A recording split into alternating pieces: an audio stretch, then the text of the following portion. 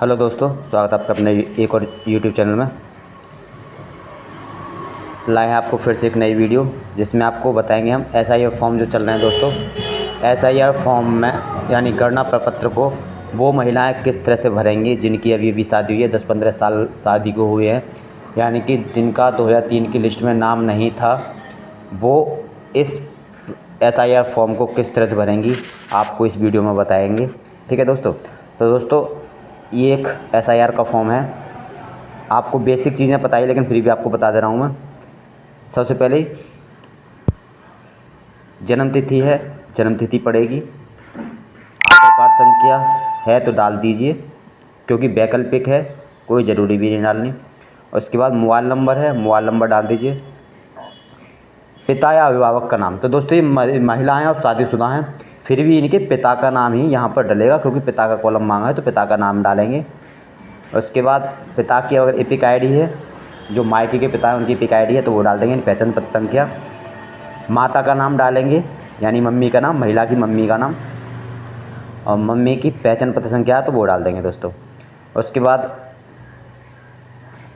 अब चूँकि शादीशुदा है ये, तो इनके पति का नाम यहाँ पर डलेगा, ठीक है, और पति की पहचान पत्र संख्या डलेगी इसमें, ठीक है। उसके बाद दोस्तों आ जाते हैं, दो कॉलम हैं, एक ये कॉलम है और एक ये कॉलम है दोस्तों।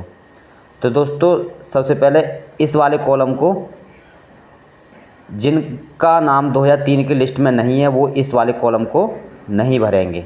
सबसे छोटी छोटी बात तो ये है, इस वाले कॉलम को सिर्फ वही लोग भरेंगे जिनका 2003 की लिस्ट में नाम है, और चूंकि 2003 की लिस्ट में नाम नहीं है तो ये वाला कॉलम नहीं भरा जाएगा।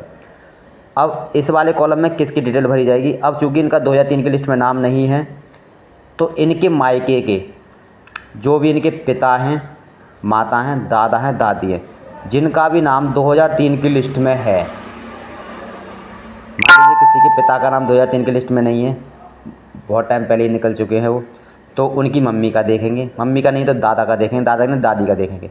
मतलब किसी एक का नाम इनके मायके के किसी एक सदस्य का, दादा चाचा चाची जो भी हैं उनका नाम 2003 की लिस्ट में होना चाहिए, तो उनका नाम यहाँ पर डालेंगे। सबसे पहले उनकी एपिक संख्या हो 2003 के हिसाब से तो वो डालेंगे, ठीक है। उसके बाद संबंधी का नाम, तो इनके अगर आप यहाँ पे पिता लिखा है तो पिता के पिता का नाम क्या था, माँ का नाम लिखा है तो माँ के पति का नाम क्या था, दादा का लिखा दादा के पिता का नाम क्या था, दादी लिखा तो दादी के पति का नाम क्या था, ठीक है। यहाँ पर संबंधी का नाम माफ़ कीजिए, ये संबंधी का नाम, हाँ, नाम लिखेंगे, ठीक है।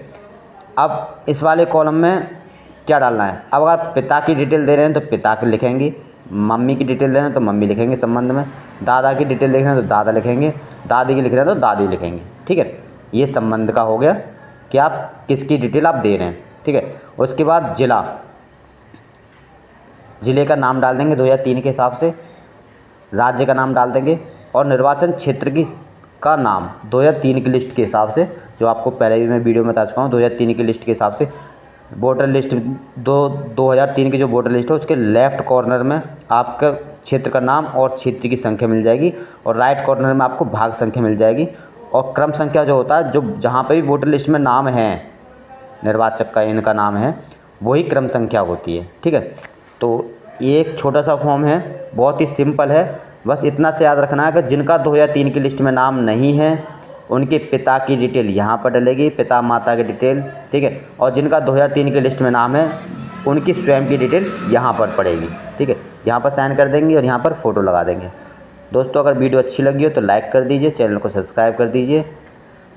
अभी एक और वीडियो आएगी दोस्तों जिसमें आपको सारे डाउट्स, जिसमें क्षेत्र की संख्या, भाग संख्या, क्रम संख्या, ये छोटी छोटी चीज़ें हैं, वो सारे डाउट उस वीडियो में क्लियर होंगे। तो वीडियो को लाइक कर दीजिए, चैनल को सब्सक्राइब कर दीजिए। धन्यवाद।